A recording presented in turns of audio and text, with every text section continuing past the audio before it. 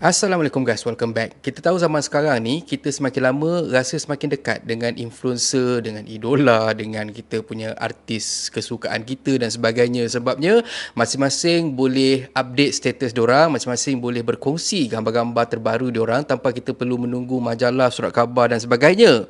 Dan kita tahu juga, benda biasa yang netizen akan bagi pendapat, bagi teguran diorang pasal artis dan juga influencer yang diorang follow selalunya melibatkan pakaian, terutamanya perempuan. Dan kita kena admit juga, tak kisahlah artis luar ke, artis dalam negara ke, artis yang non-Muslim ke, artis yang Muslim ke, ada juga sebahagian daripada diorang ni yang suka berkongsi gambar-gambar diorang berpakaian seolah-olah macam pakaian tu sebenarnya untuk diorang punya anak kucing ataupun untuk diorang punya teddy bear. Ketat, sendat, padat. Apapun pada mereka yang berkongsi gambar-gambar macam tu, first kali aku nak cakap terima kasih sebab segarkan mata aku.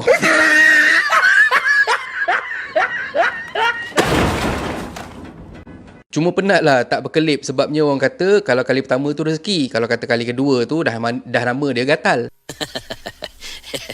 Apapun pasal benda ni, baru-baru ni netizen tegur, respon, bagi pandangan diorang pasal pemakaian Intan Najwa yang baru je balik daripada umrah. Lepas tu bila sampai ke Dubai, habis hilang dia punya baju dia semua sebabnya berpakaian menjolok mata. Dan tujahan demi tujahan, teguran demi teguran, kecaman demi kecaman yang Intan Najwa lalu sampaikan Intan, dia ada bagi satu respon dekat Instagram IG story dia, yang mana quote tu tak tahulah dia download dekat mana. Asasnya dekat dalam quote tu terkandung ayat lebih kurang macam ni lah, aku bagi dekat korang dia punya asas dia punya ringkasan dia. Jangan kita anggap seseorang yang berjanggut, bertudung, berpakaian menutup aurat dan sebagainya tu memang dah dijamin untuk masuk ke dalam syurga. Dan yes, kalau orang tu berperangai buruk, berperangai teruk, makanya kita kena tegur dan seeloknya kita doakan semoga orang tu berubah. Siapa kita nak menilai? Semua tu kerja Tuhan. So lebih kurang macam tu lah apa yang diperkatakan dalam quote yang panjang lebar tu. Dan semestinya disebabkan Intan Najwa ni seorang pelakon yang berwibawa, influencer yang berpengaruh, makanya media pun ambil lah quote dia tu, ambil lah IG story dia tu dan diorang pun buatlah artikel. Tapi macam mana pun artikel tu disanggah oleh Intan Najwa, yang mana Intan berkongsi satu lagi IG story yang bagi respon pasal artikel-artikel yang dikongsikan oleh portal-portal ataupun blog-blog yang tak tahulah, banyaklah blog, ada yang besar ada yang kecil. Benda kita boleh bincangkan. Yang mana dekat situ Intan dia tulis, first, tolong turunkan artikel ni. Headline pun dah salah dan sangatlah mengundang salah faham. Itu biasa. I never sekolahkan orang. This is totally wrong. What I shared in previous story is not my statement. Itu adalah screenshot yang saya ambil dari sumber lain dan saya sharekan di story. Ada saya cakap macam tu ke? Tak ada kan? Terasa kenapa? Bukan saya yang tulis dan bukan statement saya. Dan tujuan saya share itu bukanlah untuk against anyone or anything. Saya juga masih belajar banyak benda. Sesiapa yang bagi advice, saya terima dengan hati terbuka. Saya tak bagus pun, malah tidak perfect langsung. I also been struggling with my inner self to always perbaiki diri dan sebagainya. So, this is my statement dan terima kasih di atas semua nasihat. Saya harap post ni akan clarify everything. Spekong. Ingatkan duduk kat Dubai tu dah boleh cakap Arab. Tiba. Pertamanya, as law graduate, rasanya Intan sepatutnya lebih faham yang apa saja yang kita keluarkan dekat social media kita yang bertanggungjawab. Jadi, apa yang Intan cakap tu tak valid sebenarnya, kecuali kalau kata Intan ada bukti-bukti yang menunjukkan bahawa apa yang terkeluar dekat media sosial Intan tu bukanlah Intan yang tulis ataupun post, tapi sebaliknya orang lain. Again, you as law graduates, you should know better about that, better than me. Art pun speaking. Itulah pentingnya English education.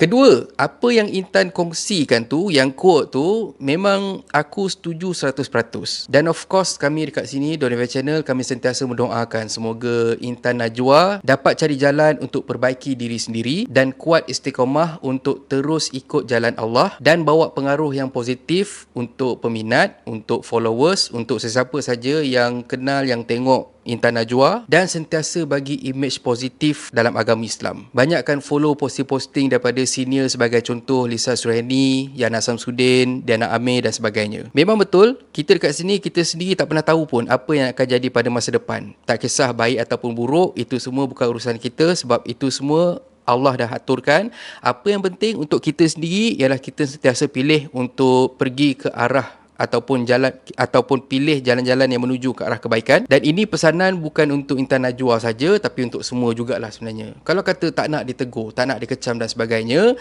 apa kata? Buat Instagram ataupun media sosial personal, lepas tu private kan, lepas tu invite kawan-kawan sahaja dan kongsilah apa benda nak kongsi kat dalam tu. Kalau tak pakai apa pun hantar korang lah. Janganlah buat betul-betul tak pakai apa-apa pula. Tak nak hipokrit. Itu bukan hipokrit, bongok. Ini soal kongsi dosa dengan kami. Alah, kalau tak suka tak payahlah follow. Blog je lah, ai. Masalahnya, kalau kata kita orang blog, akan ada orang lain yang akan repost gambar-gambar tu semua. Tak percaya, tanya roti kus-kus. Intan Najwa nampak perut sikit pun cantik.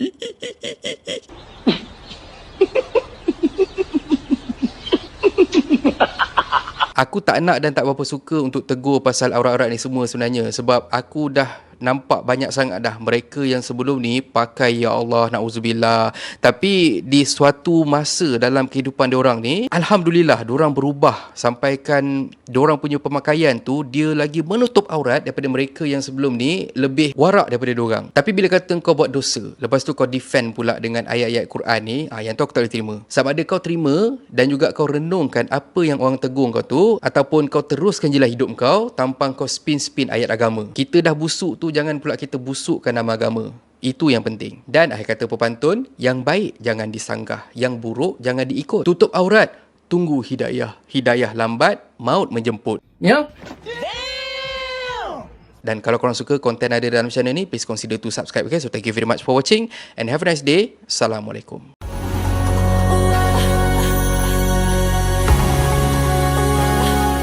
Kemarin dia mau, sini bang.